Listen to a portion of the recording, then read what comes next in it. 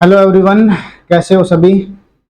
भाई देखो, तेजस एजुकेशन अब पे आप सभी का स्वागत है। भाई जैसा कि आप लोगों को पता होगा कि हमारी जो क्लासेज चली हुई है, जो हमने अपना एक जो टारगेट है, जो डेली का जो हमारा टारगेट है, ठीक है। जैसे कि डेली क्या है, हमने डेली क्या है, आंसर राइटिंग प्रैक्टिस करनी है, ठीक है। तो आंसर राइटिंग के लिए मैंने आपको बताया था कि भाई हम क्या है, डेली एक क्वेश्चन करेंगे, कभी कभार वो दो क्वेश्चन भी हो सकते हैं। आज का जो मैंने जो आपको टारगेट दिया था, उस टारगेट के बेस के ऊपर, हालांकि टारगेट अपना 2 दिन का हो चुका है, क्योंकि पहले दिन जो 2 दिन थे उनमें इतना इम्पोर्टेंट नहीं था। लेकिन अभी क्या है, जब हमारा जो 2 दिन का टारगेट है उसके ऊपर जो भी क्वेश्चन बने होंगे, उन क्वेश्चंस को आज हम देखेंगे।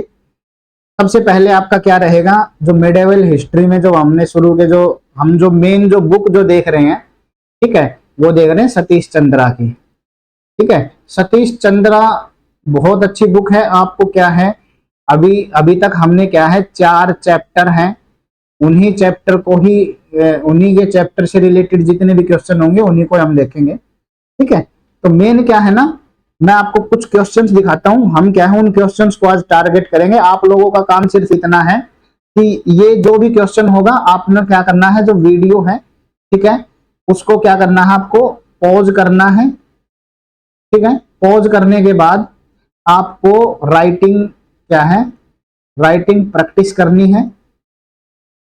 ठीक है, करने के बाद आपको मॉडल जो आंसर है, आपका जो मॉडल आंसर है, ठीक है, उस मॉडल आंसर से आपको क्या करना है, मैच करना है कि भाई आपने कितना अच्छा लिखा है या कितना नहीं। बाकी जब मैं मिलूं तो मेरे को क्या है, आपका जो आंसर है, जो आंसर है उसको क्या कराना है, चेक कराना है। ठीक है, तो ये हमारा क्या रहेगा, मेन आपका टारगेट रहेगा। ठीक है, तो अभी क्या करते हैं, क्वेश्चन की तरफ चलते हैं, देखते हैं कि भाई कैसे क्वेश्चंस वगैरह हैं, और जो टॉपिक दिए थे उनसे हम एक बार कुछ क्वेश्चंस वगैरह देखते हैं। चलो, तो सबसे पहला देखो क्वेश्चन क्या है हमारे पास। तो सबसे पहला क्वेश्चन अगर हम देखें, तो देखो ये हमारे पास सबसे पहला क्वेश्चन है, क्या कह रहा है, डिस्क्राइब द डिफरेंट स्टेज। देखो यहां पे क्या बता रहा है, डिफरेंट स्टेज बता रहा है, tripartite struggle between the Gurjara Pratihara, Pala और राष्ट्रकूटाज। समझने की कोशिश करो।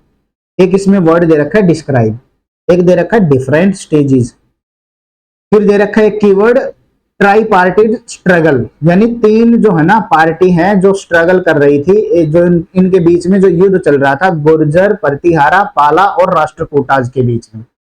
हमें ये देखना है कि हमें जो है गुर्जर, पाल और जो राष्ट्रकूट के मध्य जो त्रिकोणात्मक जो है ना संघर्ष जो चल रहा था, उसकी विभिन्न अवस्थाओं पर वर्णन करना है कि भाई क्या क्या मेन अवस्थाएं थी।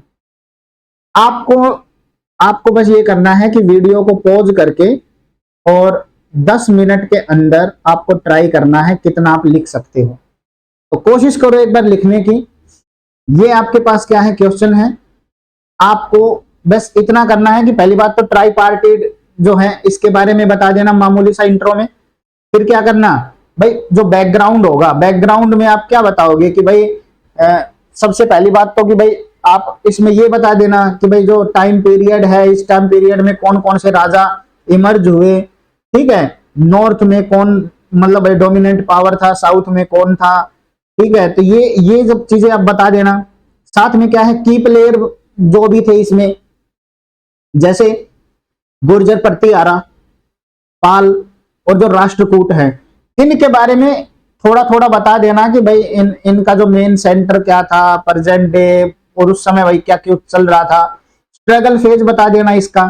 ठीक है, तो आप कोशिश करना कि भाई 250 वर्ड्स में लिख सको। ठीक है, 250 वर्ड्स में। और ये जो है ना, इसमें फिर आप स्ट्रगल फेज बता देना।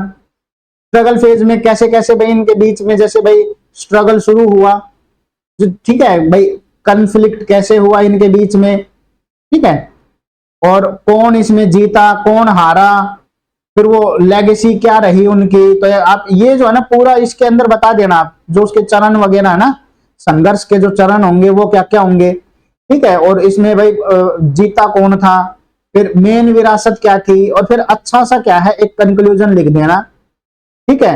उस कंक्लूजन में आपको बस थोड़ा सा क्या बताना है कि भाई जैसे कि भाई हमारे जो मध्यकालीन जो भारत है उसके जो इतिहास के में किस प्रकार से क्या है, मतलब भाई चेंजमेंट आया जीतने के बाद, और जब ये ट्राई पार्टीज में यानी एक प्रकार से त्रिकोणात्मक जो संघर्ष है इसमें जो जीता, जीतने के बाद भाई उसको क्या है भाई हमारे विरासत में यानी हमारे जो मान लो भाई इतिहास है उसमें आज भी जाना जाता है, ठीक है। तो उसके बारे में थोड़ा सा लिख देना। तो कहने का मतलब आपको यहाँ पे इन तीनों के बारे में एक ही क्वेश्चन के अंदर पूछ लिया गया है बहुत कुछ। आपका जो मेन क्या रहेगा भाई, इंट्रो में क्या करना है 30 से 40 वर्ड, फिर बैकग्राउंड जो होगा, तो बैकग्राउंड में आपको क्या करना है, बॉडी पार्ट में आपको क्या लिखना है उसमें कितने वर्ड्स में, और फिर एक होता है आपका कंक्लूजन। कंक्लूजन भी मान लो आप यहाँ पे कि भाई 30 से 40 वर्ड में लिख देना। बच गया क्या, यानी मान लो 40 80 हो गया, फिर भी यहाँ पे मेरे पास कितना बचेगा 170 180 के आसपास, 180 के आसपास वर्ड मेरे पास यहाँ पे बच जाते हैं। तो अब क्या है अपना यहाँ पे अपना ट्राई करके देखो, ठीक है। पॉज कर लेना इस वीडियो को, कोशिश करना लिख सकते हो कि नहीं। उसके अलावा मैं दूसरा क्वेश्चन और दिखा देता हूं, ठीक है। दूसरा क्वेश्चन क्या है हमारा, चलो दूसरा क्वेश्चन देखो ये है हमारे पास, क्या कह रहा है, trace the religious development took place India from the 8th to 12th century.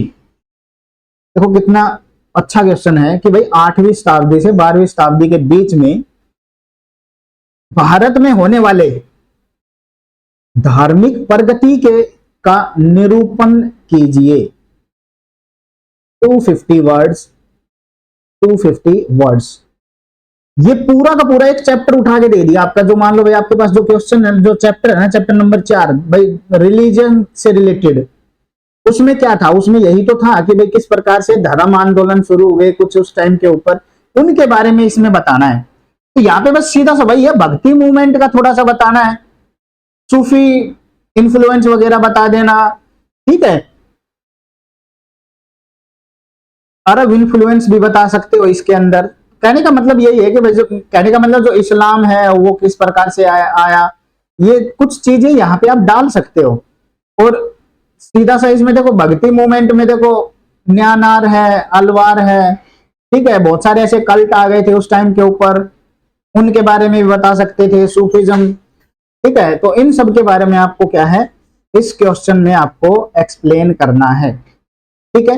तो आपके पास यहां भी क्या है, इस क्वेश्चन को भी आप ट्राई करो, एक साथ दो क्वेश्चन है उनको आप ट्राई कर लो, ठीक है। तो आपका जो यहाँ पे जो टाइम रहेगा, आप यूं मान के चलो कि 20-25 मिनट के लिए आप पेन कॉपी उठाओ और लेके बैठ जाओ, आधा घंटा ले लो ज्यादा ज्यादा, ठीक है। कोई नहीं, लिखने की कोशिश करो, और कोशिश करो कि आप मतलब भाई 60 या 30 मिनट के अंदर क्या है ये दोनों क्वेश्चन लिख सको। अगर नहीं है, नहीं लिख सकते, तो इसका सॉल्यूशन देखना है। मैं जब आपको ये सॉल्यूशन कराऊंगा तो उसमें से उसको देखने के बाद दोबारा से इन क्वेश्चन को लिख के देख, ठीक है। चलो तो अभी क्या है इसको पॉज कर लो, दोनों क्वेश्चन आपको टारगेट करने हैं। तो ये दोनों क्वेश्चन थे हमारे पास, आपको इन दोनों को क्या करना है ट्राई करना है, ठीक है। चलो मैं है ना इसको इसका पहले वाले जो क्वेश्चन है उसका सॉल्यूशन आपको करा देता हूं। जिसको ये ट्राई करना है अपना पॉज करके उस वीडियो को इसको ट्राई कर लेना। देखते हैं इसका पहले क्वेश्चन का जो मॉडल आंसर क्या हो सकता है, ठीक है। चलो देखो मेन बात क्या है ना यहाँ पे, अब हम अगर मैं बात करूं गुर्जर प्रतिहारा, देखो यहाँ पे 3 पार्टी हैं, गुर्जर प्रतिहारा, पाला और राष्ट्रकूटा। देखो ये मेरे पास इंडिया है, इंडिया का जो ये वाला जो हिस्सा है ना, ये वाला हिस्सा, ये जो राजस्थान वाला गुजरात वाला कुछ हिस्सा, कुछ ये मध्य प्रदेश का, ये मेरे पास क्या थे गुर्जर प्रतिहारा, क्या था मेरे पास यहाँ पे गुर्जर प्रतिहारा यहाँ पे राज करते थे। ये वाला जो हिस्सा है, जो वेस्ट बंगाल वाला और जो ये बंगाल वाला जो हिस्सा है, यहाँ पे कौन थे? पाल वंश था। और जो नीचे जो एरिया आ गया ये यहाँ पे, ये जो एरिया था ये था राष्ट्रकूटा। ये क्या थे? राष्ट्रकूटा। तो कहने का मतलब मेरे पास यहाँ पे ये जो एरिया थे ना, ये स्पेशल इन्हीं से रिलेटेड थे। आप डायग्राम बना के भी थोड़ा सा बता सकते हो किस रीजन में कौन कौन थे, और हमें इन्हीं के बारे में ही चीजें बतानी है, कैसे उनके बीच में, कैसे इनके बीच में ट्राईपार्टिड क्या है, मतलब भाई स्ट्रगल देखने को मिले। चलो सबसे पहले शुरुआत करते हैं इसमें। देखो इंट्रो की बात करते हैं। इंट्रो में देखो क्या है भाई, देखो ट्राईपार्टिड स्ट्रगल की अगर बात करें तो इसे एक प्रकार से कन्नौज ट्रायंगल वॉर भी बोला जाता है, क्योंकि मेन जो लड़ाई थी ना वो थी कन्नौज की। भाई आप लोग जानते हो कन्नौज क्या है, वो एक प्रकार से सेंटर में पड़ता था यहाँ पे इस एरिया में। और ये जो है ना, जो जिसका कन्नौज पे अधिकार, उसका क्या है, इंडिया के मतलब भाई ऑलमोस्ट हर पार्ट के ऊपर अधिकार करने के चांसेस थे। तो कन्नौज जो है ना एक प्रकार से स्ट्रेटेजिकली अगर देखा जाए, हिस्टोरिकल जो है ना एक कंफ्लिक्ट जोन था इन तीनों पार्टियों के बीच में। और ये क्या है, unfolded the northern India during the 8th to 9th century. ये जो है ना, ये अगर हम बात करें नदर्न इंडिया के जो 8th और 9th सेंचुरी में, ये बहुत ही सिग्निफिकेंट क्या था, एक लोकेशन थी जिसे पाने के लिए ये तीनों जो राष्ट्र हैं ये आपस में क्या है, एक दूसरे को हराने की इनके अंदर क्या लग गई थी, होड़ लग गई थी। और यहां पे देखो इसकी अलग अलग स्टेजेस थी और अलग अलग की मतलब की प्लेयर्स इसमें इन्वॉल्व थे। अगर मैं बैकग्राउंड की बात करता हूं तो देखो बैकग्राउंड कहां से, देखो 8वीं शताब्दी में जो एक पावरफुल जो किंगडम था Kannauj, which had been under Harshavardhana control. ये किसके कंट्रोल में था? हर्षवर्धन के कंट्रोल में था, जो कि 7th सेंचुरी के टाइम पे।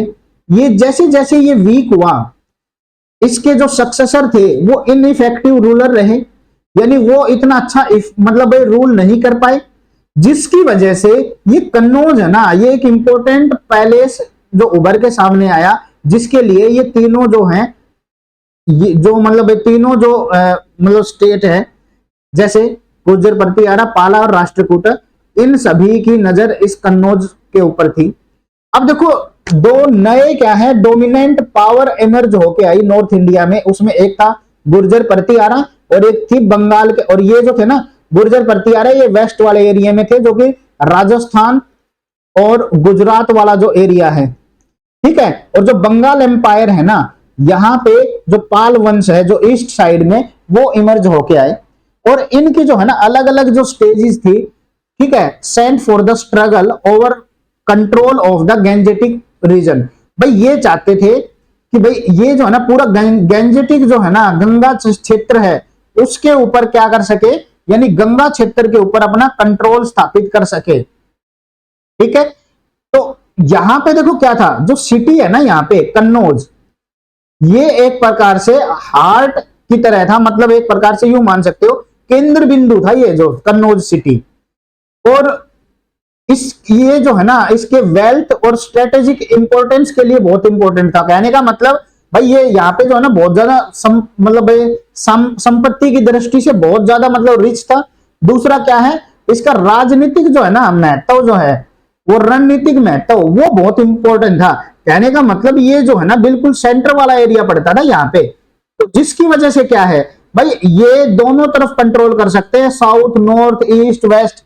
तो कहीं ना कहीं ये वाला एरिया बहुत इंपॉर्टेंट हो जाता था। तो अब देखो इसके की प्लेयर क्या क्या थे। अब देखो पहला जो प्लेयर है वो है प्रतिहारा। देखो प्रतिहार डायनेस्टी है, centred in the present day Rajasthan, ठीक है। और वॉज फॉर्मिडेबल फोर्सेज, और इनके पास क्या थी भाई, एक प्रकार से बहुत बड़ी मतलब भाई इनके पास फोर्स थी। देयर कैपिटल वॉज कन्नौज, इनकी जो कैपिटल थी वो क्या थी, कन्नौज थी इस टाइम, उनके जो टाइम पीरियड के टाइम पे, ठीक है। जो पाल जो वंश थे, जो पाला डायनेस्टी थी, ये बंगाल के ऊपर राज करते थे, कुछ बिहार और उड़ीसा का भी एरिया यहाँ पे शामिल था। और south to expand their influence, ये चाहते थे कि भाई हम क्या है अपना जो है ना इन्फ्लुएंस वो बढ़ाए, अपना जो है ना अपने आप को, कहने का मतलब ये है कि अपना प्रभाव बढ़ाना चाहते थे। ये चाहते थे कि उनका जो शासन है वो दूर तक फैले। ठीक है, अब बात करते हैं राष्ट्रकूटा। जो ये राष्ट्रकूट थे, ये देखो राष्ट्रकूट एम्पायर ये डेक्कन रीजन में थे और मेजर कंटेंडर थे ये यहां पे इस रीजन में। और उनके जो फाउंडर थे ना, देयर फाउंडर कौन थे? दंती दुर्ग। उनके फाउंडर कौन थे? दंती दुर्ग थे।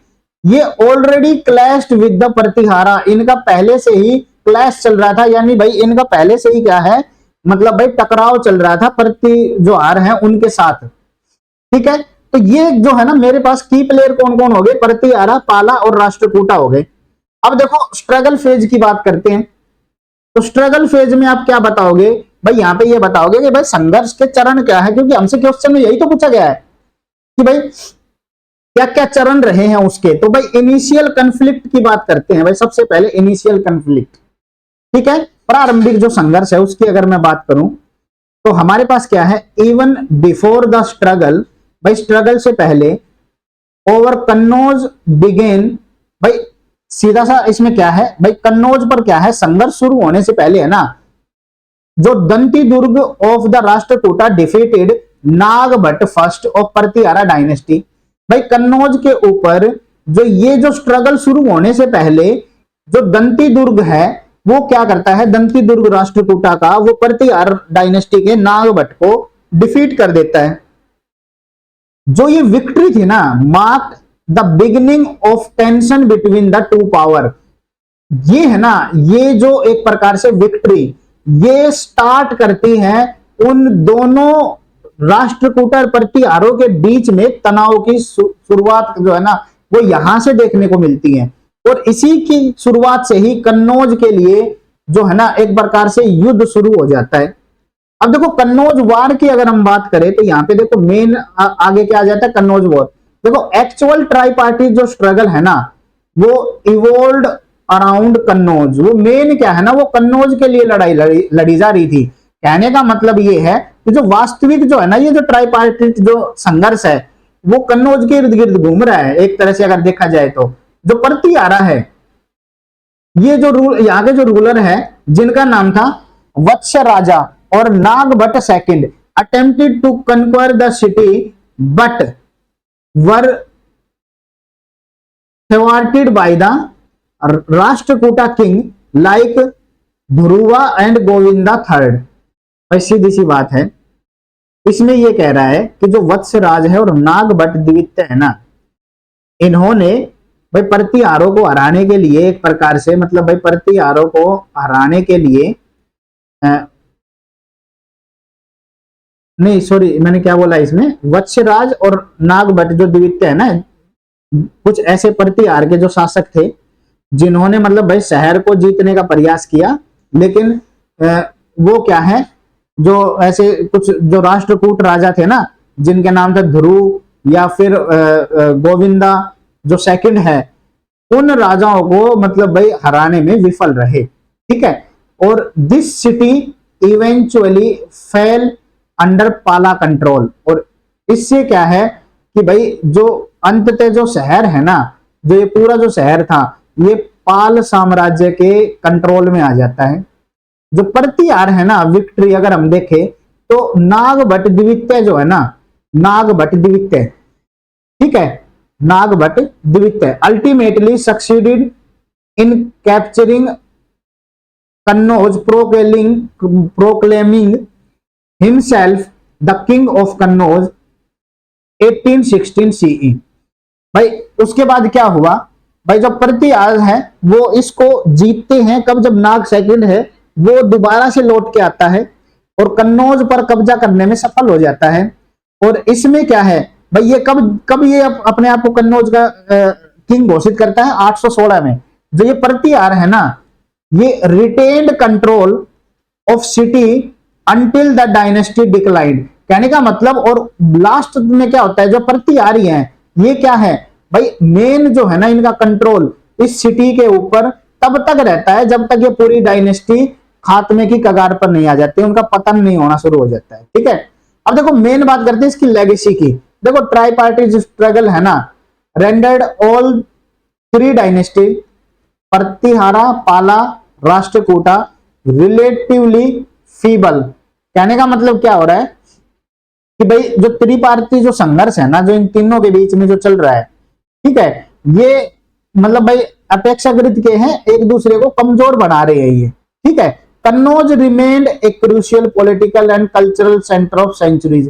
कन्नौज क्या है ना भाई, यहाँ पे मेन क्या है ना, सांस्कृतिक और राजनीतिक है ना भाई, मतलब राजनीतिक और जो कल्चरल यानी सांस्कृतिक सेंटर मतलब सेंचुरियों तक रहा है। और witnessing subsequent power shift and dynamic change. और इससे क्या होता है कि भाई जो यहाँ पे बहुत सारे ऐसे राजा महाराजा आए, बहुत सारी पावर्स हैं वो चेंज हुई, जो मतलब डायनेस्टिक चेंजेस देखने को मिले, बहुत सारे राजवंश यहाँ पे बदले हैं। तो कहने का मतलब कन्नौज उस टाइम पे बहुत ज्यादा स्ट्रेटेजिकली देखा जाए तो बहुत ज्यादा क्रूशियल मतलब भाई लोकेशन थी। अब देखो यहाँ पे इन समरी में अगर देखें तो यहाँ पे देखो, यहाँ पे हमें क्या बताना है, यहाँ पे कंक्लूजन में जो ये इंटेंस स्ट्रगल है ये set the course of medieval Indian history. भाई इन्होंने क्या है, medieval history living an indelible mark on the region political landscape. कहने का मतलब ये है कि जो ये जो त्रिपार्टी जो संघर्ष है और ये तीव्र संघर्ष जो मतलब इंटेंस जो स्ट्रगल है, ये क्या है, इसने क्या है एक प्रकार से इतिहास को एक प्रकार से आकार दिया है, जो आपके जो मध्यकालीन जो इतिहास है उसको। क्योंकि इसमें क्या है, अब इसमें देखो क्या कह रहा है, leaving an indelible mark on the region's political landscape. कहने का मतलब ये है कि भाई अगर इस मतलब भाई जो इसका जो क्षेत्र था, अगर इसको राजनीतिक दृष्टि से देखें तो इसने बहुत ही मतलब भाई इनडेलिबल मार्क का मतलब क्या है भाई, एक ऐसी छाप छोड़ी है जिसे हम भाई मिटा नहीं सकते। जो ये है ना प्रतिहार्स है, ये इमर्ज विक्टोरियस, प्रतिहार यहाँ पे मतलब भाई विक्टोरियस मतलब भाई एक प्रकार से यूं बोल सकते हो विजयी हुए थे। But the legacy of the conflict, जो लेगेसी है ना कंफ्लिक्ट की, जिसे हम देखें, जो मान लो भाई जो ये एक प्रकार से जो विरासत है, इसे reverberated for the generations to come. कहने का मतलब सॉरी, ये जो है ना एक प्रकार से जो ये संघर्ष था, ये मान लो आने वाली जो जनरेशन है, आने वाली पीढ़ियां हैं, वहां तक भी क्या है, रिवर्बरेटेड का मतलब क्या होता है, वहां तक भी आज तक भी गूंजती हुई है, गूंजने लग रही है। कहने का मतलब आज भी लोग क्या है इस मतलब भाई कन्फ्लिक्ट की बातें करते हैं। तो कहीं ना कहीं ये बहुत इंपॉर्टेंट क्या है, मतलब भाई एक प्रकार से मतलब भाई ट्राई पार्टेड युद्ध देखने को मिला है। और इसमें क्या है, ये कन्नौज मेन जो इसमें सेंटर पॉइंट है ना वो है कन्नौज। इसमें जो भी कुछ लिखना था वो कन्नौज के ऊपर लिखना था, ठीक है, कि भाई यहाँ पे कैसे कैसे युद्ध क्या क्या है। और देखो इसमें कुछ ज्यादा कोई एक्स्ट्रा इंफॉर्मेशन नहीं है, इसमें वैसी चीजें नहीं डाली हुई कि भाई थ्योरेटिकल पॉइंट ऑफ व्यू, मतलब भाई अगर मैं डाटा पॉइंट ऑफ व्यू से देखूं, ये सिर्फ थ्योरी बेस्ड है। इसमें देखो कितनी सारी चीजें लिखी गई हैं, क्या क्या फेज हैं, यहाँ पे जो नंबर मिलेंगे इन कीवर्ड्स के मिलेंगे जो मैंने इस्तेमाल किए हैं यहाँ पे, इन्हीं कीवर्ड्स के ऊपर क्वेश्चन बनते हैं, ठीक है। तो ये हमारा क्या था, ये पहला क्वेश्चन था, ठीक है। चलो नेक्स्ट देखते हैं। अब देखो इसमें हिंदी में देख लो, ठीक है, हिंदी में देखो जो त्रिपक्षीय जो संघर्ष है, कन्नौज जो है भाई, त्रिभुज युद्ध भी बोला जाता है इसको, ट्रायंगल वॉर भी बोला जाता है। 8वीं 9वीं शताब्दी के दौरान उत्तर भारत में महत्वपूर्ण ऐतिहासिक संघर्ष था। इसके जो कई चरण थे और उसमें कुछ प्रमुख खिलाड़ी थे। अगर पृष्ठभूमि की बात करें तो यहाँ पे देखो आपको क्या देखने को मिला कि जो 8वीं शताब्दी में जो कन्नौज एक बार शक्तिशाली साम्राज्य जो है उभर के सामने आया था। 7वीं शताब्दी में जो हर्षवर्धन के नियंत्रण में था ये, और अप्रभावी शासकों के उत्तराधिकार के कारण ये कमजोर हो गया था। यानी कहने का मतलब हर्षवर्धन के जाने के बाद यहाँ पे जो शासक आए थे वो मतलब भाई बहुत ज्यादा कमजोर थे, वो मतलब इतने कैपेबल नहीं थे। ऊपर से अगर हम बात करें तो उत्तर भारत में नए जो प्रमुख शक्तियां उभर रही थी, जैसे गुर्जर प्रतिहार है वो पश्चिम में, और बंगाल में क्या है पाल वंश आ गया था। गंगा क्षेत्र पर नियंत्रण पाने के लिए संघर्ष के लिए जो मंच तैयार हो चुका था। और केंद्र में कन्नौज जो शहर था वो एक ऐसा शहर था जो अपनी संपत्ति और राजनीतिक जो रणनीतिक जो महत्व है ना उसके लिए प्रसिद्ध माना जाता है। प्रमुख खिलाड़ियों की बात करें तो देखो यहाँ पे प्रतिहार आ गए, पाल आ गए, राष्ट्रकूटाज आ गए। देखो वर्तमान में जो राजस्थान है वो मतलब भाई केंद्र बिंदु था किसका, प्रतिहार साम्राज्य का उस समय। और वहां पे अजय उनके पास क्या थी, शक्ति थी। अजय मतलब भाई बहुत तगड़ी उनके पास क्या थी, सेना, आर्मी वगैरह पावर थी। इस अवधि के दौरान उनकी राजधानी क्या रही, कन्नौज रही। अब देखो बंगाल और बिहार, उड़ीसा के कुछ ऐसे क्षेत्र थे जहां पे पाल वंश ने अपना जो है प्रभाव बढ़ाने की कोशिश की थी। अब देखो राष्ट्रकूटा की बात करें, दक्कन क्षेत्र में स्थित राष्ट्रकूटा साम्राज्य एक प्रमुख दावेदार है। कहने का मतलब भाई जो राष्ट्रकूट है ये भी है ना दक्षिण भारत में जो है ना एक प्रमुख दावेदार माना जा रहा था। और इसका जो संस्थापक था वो दंतिदुर्ग था, जो पहले से ही प्रतिहारों के साथ क्या है, जिस मतलब भाई प्रतिहारों के साथ इनका क्या है पहले से ही टकराव हो चुका था। अब देखो संघर्ष के चरण की अगर हम बात करें, क्या क्या चरण संघर्ष के रहे हैं, तो देखो प्रारंभिक संघर्ष की बात करें तो यहाँ पे देखो कन्नौज में जो संघर्ष शुरू होने का जो है ना सबसे पहले शुरुआत मानी जाती है वो राष्ट्रकूटा के दंतिदुर्ग ने प्रतिहार वंश के नाग प्रथम को क्या है, दंतिदुर्ग ने नाग प्रथम को हरा दिया था। और जीत ने ये जो जीत है ना, ये जो जीत है दोनों शक्तियों के बीच में तनाव की शुरुआत को चिन्हित करती है। ठीक है, अब देखो कन्नौज युद्ध की बात करते हैं। देखो कन्नौज युद्ध की बात करें तो जो वास्तविक जो त्रिपक्षीय जो है ना संघर्ष कन्नौज में, जो कन्नौज के इर्द गिर्द घूमता हुआ दिखाई देगा, जैसे कि वत्सराज है, नागभट्ट है, और जैसे प्रतिहार शासकों ने शहर को जीतने का प्रयास किया, लेकिन जो ध्रुव और जो गोविंदा तृतीय जैसे राष्ट्रकूट राजाओं ने इसे विफल कर दिया।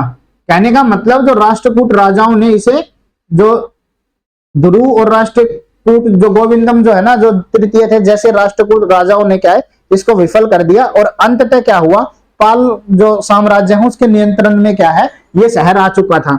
लेकिन फिर बाद में क्या हुआ, प्रतिहार वंश है दोबारा से वो युद्ध लड़ते हैं, नागभट्ट द्वितीय दोबारा से कन्नौज के ऊपर अपना साम्राज्य स्थापित करने में सफल हो जाते हैं और 816 में खुद को कन्नौज का राजा घोषित कर देते हैं।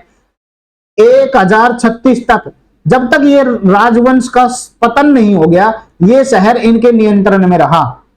ठीक है, अब देखो विरासत की बात करें तो देखो तीनों जो त्रिपक्षीय जो संघर्ष था वो तीनों जैसे कि भाई तीन राजवंश जो थे इनके भाई अपेक्षाकृत एक दूसरे को ये कमजोर बना रहे थे। ठीक है, आपस में ही एक दूसरे के साथ लड़ते रहे।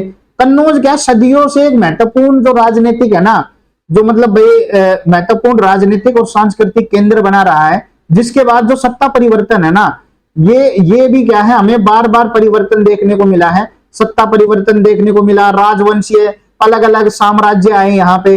तो कन्नौज का जो महत्व है ना वो हमेशा बना रहा सदियों तक। अगर संक्षिप्त में बात करें तो तिविर जो है ना ये मेरे पास कंक्लूजन आ जाएगा, निष्कर्ष आ जाएगा। क्या कह रहा है कि जो तीव्र संघर्ष है ना, जो इंटेंस जो मतलब भाई यहाँ पे वॉर जो देखने को मिली वो मध्यकालीन भारतीय इतिहास की दिशा को आकार दिया इन्होंने, जिसने क्षेत्र के राजनीतिक परिदृश्य में एक अमिट छाप छोड़ी है। कहने का मतलब एक ऐसी छाप छोड़ी है जिसे मिटाया ना जा सके। और जो प्रतिहार जो विजयी हुए हैं, लेकिन इस संघर्ष को की जो विरासत आने वाली पीढ़ियों तक गूंजती रही है। तो कहने का मतलब यही है कि ये इसका एक कंक्लूजन आ जाएगा कि आने वाली पीढ़ियों तक भी क्या है इसका जो है ना संघर्ष के बारे में बातें होती रही हैं। तो आज भी हम जब इस क्वेश्चन को पढ़ रहे हैं तो ये क्या दिखा रहा है कि आज भी इस संघर्ष की बातें होती हैं। तो ये हमारे पास क्या था, पहले क्वेश्चन का सॉल्यूशन था। ठीक है, तो ये हमारा क्या था, पहला क्वेश्चन का सॉल्यूशन। अब आ जाते हैं दूसरे क्वेश्चन को। ठीक है, दूसरे क्वेश्चन को एक बार देख लेते हैं, दूसरे क्वेश्चन में क्या कुछ है। देखो इस क्वेश्चन की अगर मैं बात करूं तो देखो इसमें हमसे क्या बोला हुआ है। सबसे पहले तो देखो इस क्वेश्चन में क्या था, हमसे पूछा गया था कि भाई 8वीं से 12वीं शताब्दी में भारत में होने वाले धार्मिक प्रगति का निरूपण कीजिए। कहने का मतलब ये 8th और जो 12th सेंचुरी है वहां यहाँ पे जो रिलीजियस डेवलपमेंट देखने को मिला उनके बारे में बात की जा रही है। तो चलो भाई सबसे पहले अगर हम देखें देखो दिस पीरियड जो 8th और जो 12th सेंचुरी के बीच का है, ये विटनेस है सिग्निफिकेंट रिलीजियस डेवलपमेंट का। कहने का मतलब सीधा सा है कि इस काल के अंदर बहुत सारे महत्वपूर्ण जो है ना धार्मिक विकास देखने को मिला, characterize by the rich tapestry of the belief practices and the interaction. भाई बहुत जो क्या है यहाँ पे characterized by a rich tapestry of belief. कहने का मतलब ये है कि यहाँ पे जो बिलीफ है ना भाई, मतलब आप ये बोल सकते हो कि विश्वास जो है, प्रैक्टिस है यानी जो प्रथाएं वगैरह होगी, जो इंटरेक्शन वगैरह है, ठीक है, तो ये जो है ना इनकी विशेषता मानी जाती है कि भाई जो लोग है ना एक दूसरे के कांटेक्ट में आए, और जो धार्मिक सुधार है ना वो आंदोलन का क्या है, वो एक प्रकार से मतलब भाई आप यूं बोल सकते हो कि भाई एक प्रकार से बिलीफ, प्रैक्टिस और इंटरेक्शन का एक मजबूत क्या है ना, एक ताना बाना ये बोल सकते हैं कि जोड़ मान सकते हो कि भाई एक जोड़ देखने को मिला है यहाँ पे, ठीक है। अब देखो यहाँ पे क्या है, कुछ प्रमुख ऐसे की एस्पेक्ट थे जिनके ऊपर क्या है हमें बात करनी चाहिए। तो ये जो पीरियड था इसमें सबसे पहला अगर मैं बात करूं तो सबसे पहला है भक्ति मूवमेंट।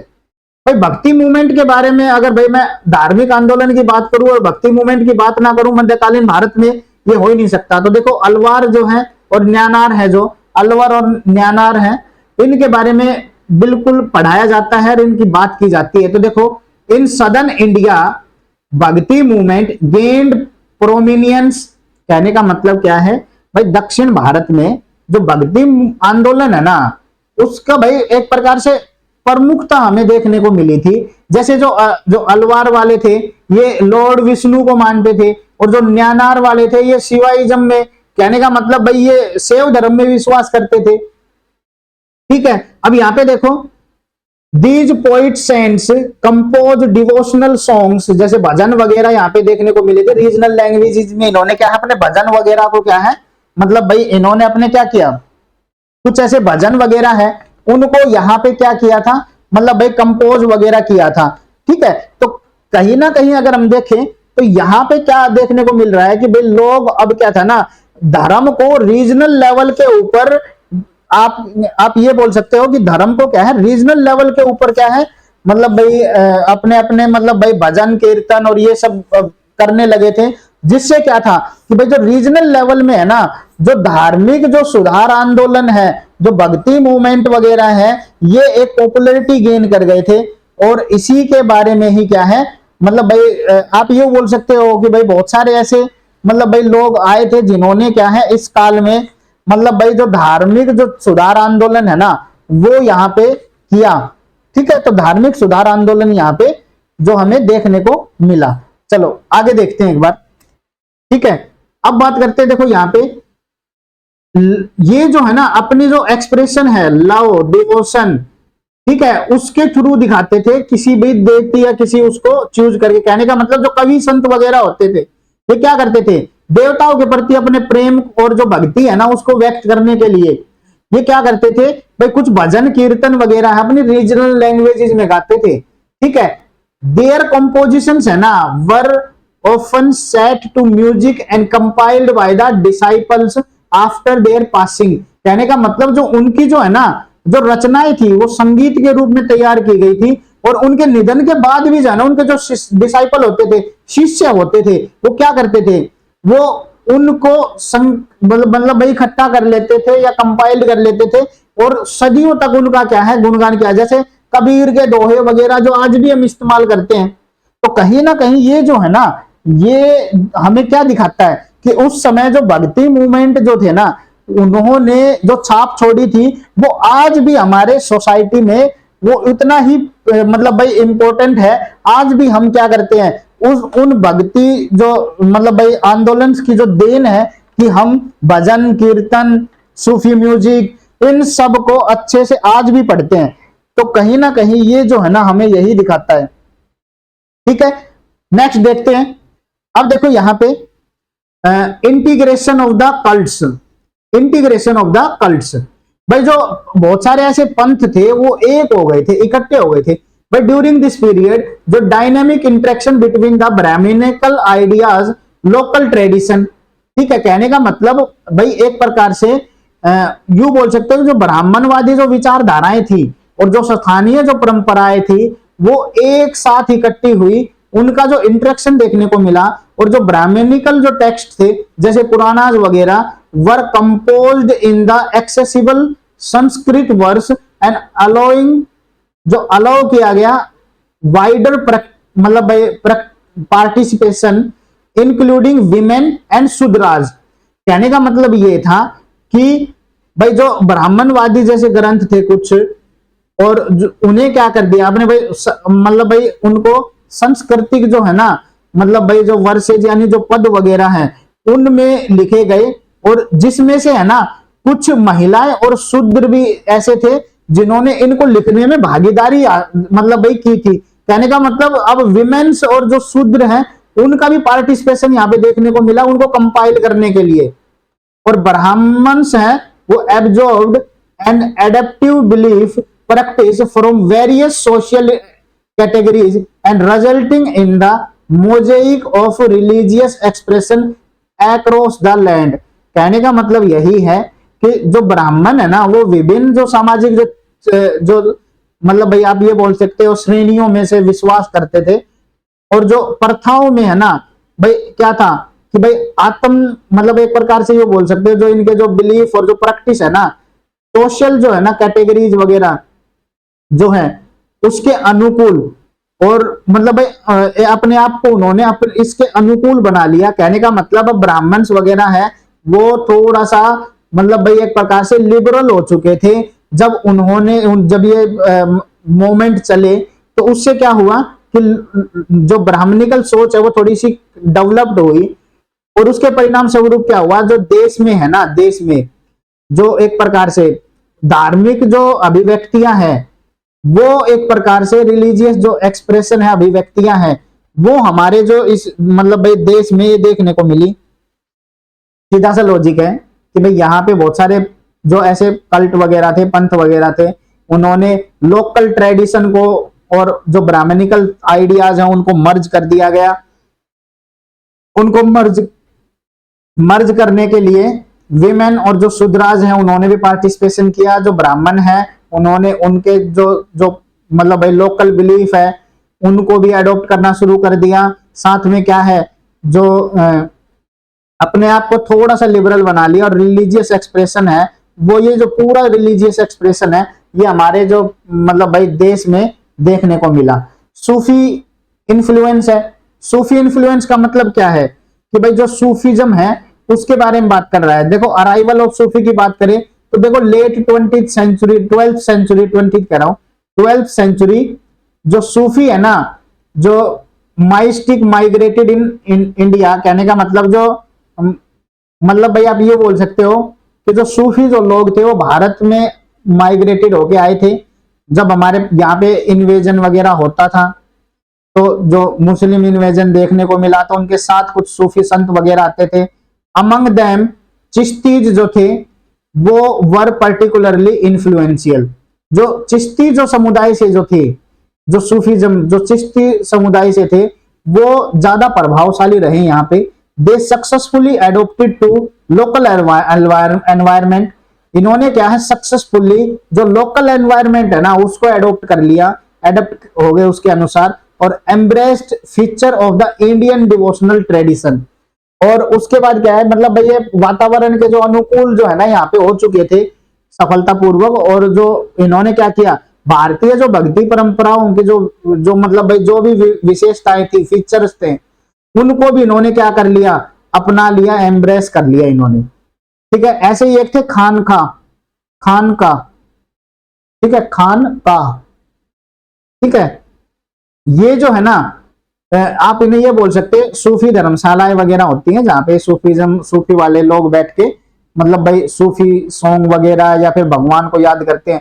ये सेंटर होते थे सोशल लाइफ के। ठीक है, और सूफी जो है ना यहाँ पे एम्फेसाइज करते थे मेन जो यहाँ पे मतलब भाई आप यूं बोल सकते हो कि भाई जोर दिया जाता था किस पे, डायरेक्ट मिस्टिकल एक्सप्रेशन।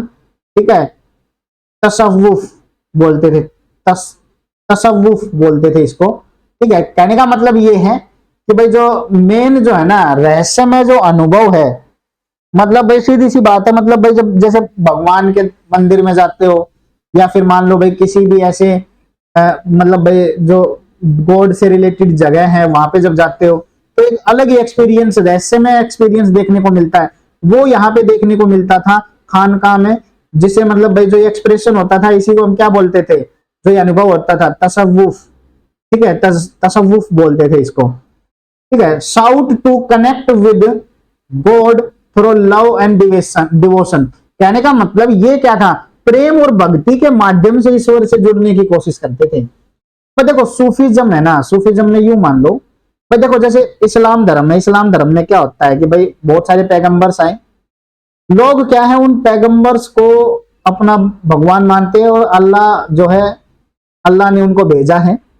लेकिन ये जो लोग थे ना ये क्या करते थे, कभी भी मतलब भाई आप यूं मान लो कि जो सूफी जो मूवमेंट है, ठीक है, सूफी मूवमेंट की अगर मैं बात करूं तो सूफी मूवमेंट में जो सूफीज्म है इसमें ये लोग ये मानते थे कि जो भगवान है ना, भगवान एक है, कोई पैगंबर को नहीं मानना, ठीक है। वो मानते थे कि भाई हमारा जो प्रेम है ना वो पैगंबर के प्रति नहीं है, हमारा जो प्रेम है वो उस अल्लाह के प्रति है, यानी उस एक के प्रति है, और उसी के लिए ही है हमारा जो होगा, यानी बीच के जो लोग है ना उनका हमारे जीवन में कोई लेना देना नहीं। कहने का मतलब हमारे जीवन में हमें सिर्फ उस अल्लाह के प्रति प्रेम दिखाना है, we are lover of God. कहने का मतलब हम बिचौलिए है ना उनसे हटके हम सिर्फ गॉड को अपना लवर मानते।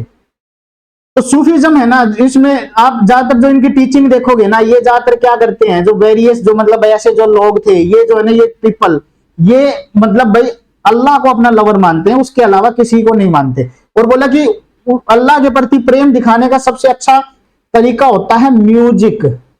ये म्यूजिक के माध्यम से नाच गाकर डांस कर कर म्यूजिक के माध्यम से अपने आप को अल्लाह के प्रति समर्पित करते थे, ठीक है। अब देखो नेक्स्ट क्या है, अगर हम बोले तो भाई इंटरेक्शन एंड सिंक्रेटिज्म क्या है। सिंक्रेटिज्म और ये इंटरेक्शन का मतलब क्या है, इसका मतलब ये है भाई हिंदी में इसको बोलते हैं सहभागिता या समन्वय, ठीक है। भाई देखो यहाँ पे जो डायलॉग बिटवीन जो ट्रेडिशन होते थे ना, भाई ट्रेडिशन जो डायलॉग वगैरह की अगर हम बात करें, परंपराओं के बीच जो संवाद वगैरह जो अगर हम देखें तो ट्रेडिशन में, तो देखो इस अवधि के दौरान क्या था भाई, जो through the period there was a ongoing dialogue between the great सांस्कृतिक tradition and little local language tradition. कहने का मतलब भाई इस अवधि के दौरान में क्या है ना, महान जो सांस्कृतिक परंपराएं जो होती थी और जो थोड़ी बहुत जो सांस्कृतिक यानी जो स्थानीय जो परंपराएं लोकल जो ट्रेडिशन होते थे इनके बीच में संवाद स्थापित किया जाता था। मतलब भाई संस्कृत के साथ लोकल चीजों को ऐड कर देना। This exchange led to enrichment and diversification of the religious belief and practices. इससे क्या हुआ भाई, जब सीधी सी बात है भाई, हम एक तो ना प्रॉपर सांस्कृतिक देखे तो जो लोकल लोग हैं वो अपनी भाषा में उसको समझ नहीं पाएंगे, लोकल लैंग्वेज लोकल चीजों को भी अगर उसमें शामिल कर दिया जाए, लोकल ट्रेडिशन को भी सांस्कृतिक उसमें मतलब भाई ऐड कर दिया जाए तो उससे क्या होगा, उससे देखो हमें क्या देखने को मिलेगा कि भाई जो धार्मिक जो विश्वास और जो प्रथाएं है ना, जो मान लो भाई रिलीजियस जो बिलीफ है और जो प्रैक्टिसेस है वो क्या होगा, उनके बीच में एक प्रकार से मतलब भाई सामंजस्य समन्वय आ जाएगा और एक क्या है जो डाइवर्सिफिकेशन है ना, विविधताएं बढ़ जाएंगी कि भाई एक ही धर्म में बहुत सारी विविधताएं देखने को मिलेंगी फिर, और किसी भी चीज में विविधताएं होनी बहुत जरूरी है, ठीक है। अब देखो विजुअल जो रिप्रेजेंटेशन की बात करें तो देखो कुछ स्कल्पचर वगैरह है इस इरा के जो डिपिक्ट करते हैं wide range of God goddess including Vishnu Shiva and the goddesses. कहने का मतलब उस समय जो बहुत सारे ऐसी मूर्तियां वगैरह जो उस युग की जो मिली है हमें, जो स्कल्पचर वगैरह मिले हैं वो क्या दर्शाते हैं, वो यही तो दर्शाते हैं कि भाई बहुत मतलब भाई वाइड रेंज के क्या है, मतलब बहुत सारे देवी देवताएं वगैरह हमें देखने को मिलते हैं। और यहां पे देखो क्या है, और उसका देखो आज भी हमें देखने को मिलते हैं, वो सारी चीजें आज भी देखने को मिलती है, वो हमारे कल्चर का हिस्सा बन गए। These deities were visualized in various form reflecting and continued worship in evolving religious landscape। कहने का मतलब ये है कि ये जो है ना देवताएं, जो जिनका मतलब भाई जो विभिन्न रूपों में दर्शाया गया है, जिनको इनकी निरंतर पूजा होती रही और विकसित होते होते ये धार्मिक परिदृश्य में क्या है भाई, ये एक धर्म का मतलब भाई भाग बन गई। कहने का मतलब जो हिंदू धर्म है उसका जो मेन क्या है, भाग बन गई। आप देखो वैदिक काल में किन भगवानों को इस मतलब भाई ज्यादा मतलब महत्व दिया जाता था, इंद्रा, अग्नि, जो ये जो वरुण, इनको दिया जाता था, अरुण, ठीक है। और आज के टाइम में फिर धीरे धीरे ये जो है ना भगवानों की भी वो चेंज होते चले गए। सॉरी, एक मिनट रुकना, पानी पी लेता हूं।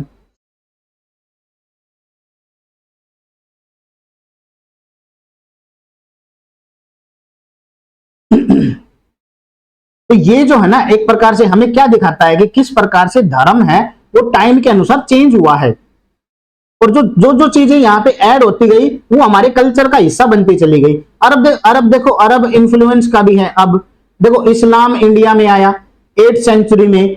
इस्लाम ने क्या किया भाई, Islam had establish itself in Sindh and Punjab region में। भाई इस्लाम ने क्या किया, अरब जो प्रभाव था एक प्रकार से अगर हम देखें तो इस्लाम ने सिंध और पंजाब में अपनी जड़ें जमा ली थी, ठीक है। अरब ट्रेवलर्स आए थे, सूफी संत आए थे, ये इंडिया में आए, contributing to the cross cultural exchange. भाई इन्होंने क्या किया, जो कल्चरल एक्सचेंज देखने को मिला, कुछ जैसे ऐसे वर्क थे, जैसे अल ब्रूनी का जो वर्क था किताब उल हिंद करके, वो क्या है, familiarized the intellectual circle of the West Asia with Hindu thought and belief. कहने का मतलब सीधा सा है कि भाई जो अल बरूनी की जो किताब थी, जो वो किताब उल हिंद, उन्होंने क्या किया, जो पश्चिम एशिया के जो है ना मतलब भाई कुछ मतलब पश्चिम एशिया के यू बोल सकते हो कि भाई कुछ जो हिंदू विचार और मान्यताओं से भी हमें परिचित कराया अपनी किताब के माध्यम से। तो कहीं ना कहीं देखो इस्लाम ने भी हमारे यहाँ पे क्या है, एक अलग क्या है मतलब भाई एक मूवमेंट शुरू कर दी थी, छाप छोड़ दी थी। तो ये जो है ना देखो, यहाँ पे मैं इस क्वेश्चन में कुछ 2-3 चीजें और डाल सकता था, ठीक है। यहाँ पे कुछ लोगों के नाम डाल सकते थे हम, जो इस धार्मिक मतलब भाई जो यहाँ पे जो भी धार्मिक एक्टिविटीज हुई हैं उनको हम एक प्रकार से दर्शा सकते थे, ठीक है। जो भक्ति मूवमेंट वगैरह जो है ना उसको हम एक प्रकार से दिखा सकते थे यहाँ पे, ठीक है। तो भक्ति मूवमेंट में मैं यहाँ पे बस यही मानूंगा कि छोटा सा एक यहाँ पे कुछ मतलब भाई धार्मिक जो हमें वो चीजें देखने को मिली थी, वो चीजें यहाँ पे अगर और होती तो और भी अच्छा लगता, ठीक है। तो कहने का मतलब यही है कि यहाँ पे बस इसमें कुछ जैसे सूफी संत के नाम आ जाते, कुछ धार्मिक जो मोमेंट हुए थे उनके नाम अगर डाल लेते तो बेटर रहता, ठीक है। जैसे नॉर्थ में क्या क्या मूवमेंट हुए थे भक्ति मूवमेंट के, ठीक है। गुरु नानक वगैरह है वो बाद में आए थे, उनसे रिलेटेड भी कुछ लिख सकते थे। अलवार है, इनके बारे में डाल सकते थे कि भाई लॉर्ड विष्णु के मतलब भाई ये भक्त थे, ठीक है। उसके बाद अगर हम देखें, ठीक है, तो यहाँ पे म्यांमार है, उनमें भी डाल सकते थे। म्यांमार में कुछ लोगों के नाम भी डाल सकते थे यहाँ पे, ठीक है। वैष्णविज्म जैसे हरिदास वगैरह है उनके नाम डाल देते। तो ये मतलब कुछ नाम वगैरह और डालने चाहिए थे यहाँ पे, ठीक है। भक्ति मूवमेंट है, इसमें कुछ के नाम जैसे कि मैं नामदेव का आ जाता, एकनाथ का, तुकाराम का, रामदास का। लेकिन ये थोड़े बाद के थे, ये जो भी लोग आए थे ना ये 12वीं शताब्दी के बाद के हैं। हमें सिर्फ बस ये बात करनी थी, जो भी ये नाम बता रहा हूँ जैसे कि भाई नामदेव, एकनाथ, तुकाराम, रामदास, ये मतलब भाई आप 12वीं शताब्दी के बाद 13वीं शताब्दी से लेकर मतलब भाई 16वीं शताब्दी तक देखने को मिले थे ये, ठीक है। तो ये इनका नाम बाद में देखने को मिलेगा। अगर हमसे 800 से 1200 का पूछेगा तो हम यही डाल सकते थे इसके अंदर, ठीक है। कुछ ऐसे पर्टिकुलर कोई नाम नहीं निकल के सामने आए थे हमारे पास, ठीक है। तो ये सब चीजें इसके अंदर थी। एक इसका वो और देख लेते हैं भाई 8th से 12th सेंचुरी, ठीक है। India were marked by vibrant interplay of religious idea, मतलब भाई regional expression of devotion and the fusion of diverse tradition it was a time of dynamism, creativity and spiritual exploration. देखो ये कितना बेहतरीन इसमें लिखा हुआ है। ये चीज क्या कह रहा है कि जो 8 से 12वीं शताब्दी के मध्य जो धार्मिक विचार थे उसकी वजह से क्या हुआ था, vibrant interplay of religious idea. कहने का मतलब जो भक्ति के जो क्षेत्रीय जो है ना मतलब भाई रिलीजियस आइडिया वगैरह है, और जो बहुत सारे ऐसे जो रीजनल जो एक्सप्रेशन है डिवोशन के, ठीक है, कुछ मान लो भाई उस समय की जो क्षेत्रीय परम मतलब भाई एक प्रकार से विविध परंपराएं वगैरह हैं, ठीक है, रीजनल एक्सप्रेशन वगैरह है, और फ्यूजन ऑफ डाइवर्स ट्रेडिशन, जो बहुत सारा जो मतलब भाई विविध जो परंपराएं हैं उनका जो एक प्रकार से मतलब भाई हमें फ्यूजन देखने को मिला। फ्यूजन का मतलब क्या है, उनके बीच में संबंध देखने को मिला। इसकी वजह से क्या है, टाइम ऑफ डायनामिज्म जो है भाई यहाँ पे डायनामिज्म का मतलब सीधा से ये बोल सकते हो कि भाई जो जो गतिशीलता जो है, क्रिएटिविटी है यानी रचनात्मकता जो है, स्पिरिचुअल मतलब एक्सप्लोरेशन है, आध्यात्मिक जो अन्वेषण है भाई, इसका समय इस टाइम को माना जाता है। यहाँ पे बहुत सारे के डायनेमिक स्पिरिचुअल जो है ना विचार इमर्ज हुए थे। लोग क्या है थोड़ा सा धार्मिक जो है ना मूवमेंट में पार्टिसिपेट कर रहे थे, अपना भगवान खुद से चुन रहे थे, उसे एक भगवान के प्रति अपना सब कुछ समर्पित कर दे रहे थे। तो कहने का मतलब ये है ना, ये जो क्वेश्चन है इसमें थोड़ा सा क्या है ना थ्योरेटिकल चीजें ज्यादा हैं। यहाँ पे हम किसी ज्यादा पर्टिकुलर लोगों के नाम नहीं डाल सकते, क्योंकि इस काल के अंदर हमें ज्यादा कुछ ऐसा देखने को नहीं मिला था कि भाई कोई ऐसा पर्टिकुलर कोई व्यक्ति आया और उसने कुछ किया हो। कुछ ऐसे लोग थे जिनका नाम डल सकता था, वो हम नहीं डाल पाए। लेकिन अगर मान लो 12वीं शताब्दी के बाद के अगर भक्ति काल की बात करेगा तो एकनाथ, गुरु नानक वगैरह इन सब के नाम आ जाएंगे उसमें। यहाँ पे उनके नाम नहीं डाल सकते थे हम।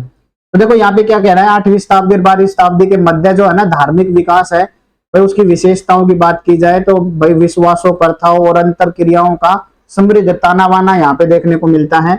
भक्ति आंदोलन की बात करें तो देखो अलवर और न्यानार है भाई, यहाँ पे भक्ति आंदोलन ने प्रमुखता हासिल कर ली थी यहाँ पे, ठीक है।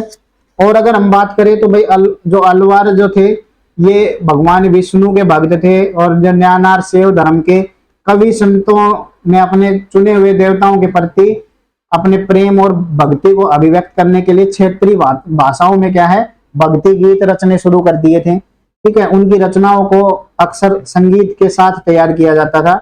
इनके निधन के बाद भी जो इनके शिष्य है ना उनको सुनाते थे, संकलित करते थे। अच्छा, पंथों का एकीकरण हुआ भाई, ब्राह्मणवादी विचारधारा है, स्थानीय परंपरा है, उनके बीच में क्या है गतिशील अंत्यक्रिया थी। और जो ब्राह्मणवादी जो ग्रंथ थे जैसे पुराण वगैरह हैं उन्हें मतलब भाई संस्कृत को सुलभ संस्कृत पद में रचे गए थे। कहने का मतलब उसे लोकल लैंग्वेज के साथ मर्ज करके आसान बनाया गया। महिलाएं और शूद्र वगैरह भी क्या है इसमें व्यापक भागीदारी देखने को मिली उनकी भी। अच्छा, ब्राह्मणों ने क्या है विभिन्न सामाजिक जो श्रेणियों में जो विश्वासों और प्रथाओं को आत्मसात और अनुकूल किया। कहने का मतलब क्या है कुछ ऐसी प्रथाएं थी जो ब्राह्मणों ने अपने अनुसार क्या है उसको ढाला, ताकि भाई जो दूसरे जो लोग हैं वो भी क्या हो, वो भी उनको क्या है मतलब भाई उन प्रथाओं को मतलब भाई अपना सके, कर सके इस्तेमाल, मतलब भाई अपनी जो कल्चर का हिस्सा बना सके। परिणाम स्वरूप क्या हुआ, पूरे देश में धार्मिक जो अभिव्यक्तियों का क्या है एक मतलब भाई एक प्रकार से मोज़ेक बन गया था। कहने का मतलब भाई धार्मिक जो है ना अभिव्यक्तियों का एक मतलब भाई एक विचारधारा तैयार हो चुकी थी। सूफी प्रभाव है, देखो यहाँ पे भाई बहुत सारे सूफी जो संत थे वो 12वीं शताब्दी के उत्तरार्ध में देखने को मिले। सूफी रहस्यवादी जो भारत के प्रवास भारत में क्या है वो आए थे, माइग्रेट होकर, ठीक है, प्रवेश किया उन्होंने। जैसे चिश्ती हैं, ठीक है, शेख सलीम चिश्ती वगैरह और कुछ ऐसी जो है उनकी जो दरगाह वरगाह आज भी जो देखने को मिलती है। इन्होंने क्या किया अपने स्थानीय जो वातावरण को जो है ना सफलतापूर्वक अपने अनुकूल बना लिया, और जो है ना भक्ति परंपराओं की विशेषताओं को, जो भारतीय भक्ति परंपराओं की जो विशेषताएं हैं उनको भी अपना लिया। तो कहने का मतलब जब हम देखते हैं थोड़ा बहुत जो सूफीज्म या फिर मुस्लिम धर्म में तो कुछ चीजें क्या है थोड़ी बहुत मिलती हैं धर्म से रिलेटेड, धूप बत्ती वगैरह करना या फिर मान लो दिए वगैरह जलाना, ये सब बहुत सारी चीजें ऐसी हैं जो की जाती है उनके भी और यहाँ भी। ठीक है, खान का क्या था, एक भाई सूफी धर्मशालाएं होती थी जो कि भाई सामाजिक जो जीवन के केंद्र माने जाते हैं। सूफियों ने जो प्रत्यक्ष जो रहस्यमय अनुभव है उसे, जैसे कि जिसे बोलते थे तसव्वुफ, उस पर जोर दिया। ठीक है, और प्रेम और भक्ति के माध्यम से ईश्वर से जुड़ने की कोशिश की और उनकी शिक्षाओं को विशिष्ट पृष्ठभूमि के लोगों के साथ गूंजती थी। मतलब कहने का मतलब बहुत अलग अलग प्रकार के लोग हैं वो इनमें शामिल होते थे। ठीक है, सहभागिता और समन्वय की बात करें, परंपराओं के बीच में संवाद, कहने का मतलब जो महान सांस्कृतिक परंपराएं हैं और जो स्थानीय जो परंपराएं हैं उन वो आपस में क्या है उनका मतलब भाई मिश्रण हुआ और वो क्या है उनके बीच में संवाद का मतलब क्या है कि उन सभी को मिक्स करके मतलब लोगों के लिए सहूलियत पैदा कर दी थी। आदान प्रदान देखने को मिला, धार्मिक विश्वासों का, प्रथाओं के संवर्धन और विविधताओं को भी जन्म दिया। ठीक है, तो बहुत अलग अलग विविध यानी डाइवर्स क्या है कल्चर हमारा इमर्ज होके आया यहाँ पे। अच्छा, दृश्य पर मतलब प्रतिनिधित्व भी देखने को मिला भाई, बहुत सारे क्या है मूर्तियां मिली हमें विष्णु शिव देवियों की, देवी देवताओं की। ठीक है, तो ये प्रतिमाएं मिली हैं हमें, मूर्तियां मिली हैं जो विभिन्न रूपों में दर्शाई गई हैं। निरंतर उनकी पूजा और विकास से क्या धार्मिक परिदृश्य को दर्शाता है। अरब अनुभव प्रभाव की बात करें, अरब प्रभाव की, तो यहाँ पे देखो भारत में जो इस्लाम है ना 8वीं शताब्दी तक इस्लाम में सिंध पंजाब में अपनी जड़ें जमा ली थी और अरब यात्री जो है ना सूफी संत, अरब यात्री और सूफी संत भारत आए थे जिसकी वजह से जो है ना संस्कृति में भी वृद्धि देखने को मिली, आदान प्रदान हुआ कल्चर का। अल बरूनी की जो किताब है किताबुल हिंद, तो इसके बारे में बहुत अच्छे से बताती है कि भाई पश्चिम इतिहास एशिया के बौद्धिक हलकों को मतलब वहां के भाई वहां पे हिंदू विचारों और मान्यताओं से परिचय कराया। तो भाई इस बुक में बहुत सारे ऐसे हिंदू विचारों के बारे में भी लिखा हुआ है इस बुक के अंदर। अगर मैं संक्षेप में बात करूं तो भाई भारत में 8वीं और जो 12वीं शताब्दी के धार्मिक विचारों और भक्ति की क्षेत्रीय अभिव्यक्तियों और विविध परंपराओं के सम्मिश्रण से के जीवंत अंतर संबंध द्वारा चिन्हित थी और यह गतिशीलता, रचनात्मकता और आध्यात्मिक अन्वेषण का समय था। कहने का मतलब इसमें क्या है बहुत सारी मतलब भाई डायनेमिक और मतलब भाई रचनात्मक चीजें, आध्यात्मिक चीजें, इनका जो है अन्वेषण जो है इस समय देखने को मिला। तो ये जो है ना ये जो टॉपिक था थोड़ा सा बड़ा हो गया, आप 2 की स्पीड से इसको देख लेना, कोशिश करना कि इस वीडियो को खत्म करो 2 की स्पीड से देख के। ठीक है, और थोड़ा सा ध्यान से इसको पढ़ना क्योंकि इसमें बहुत सारे ऐसे कीवर्ड्स हैं जो इस्तेमाल किए जाते हैं। ठीक है, तब तक के लिए मिलते हैं, बाय बाय, टेक केयर, मिलते हैं नेक्स्ट वीडियो में।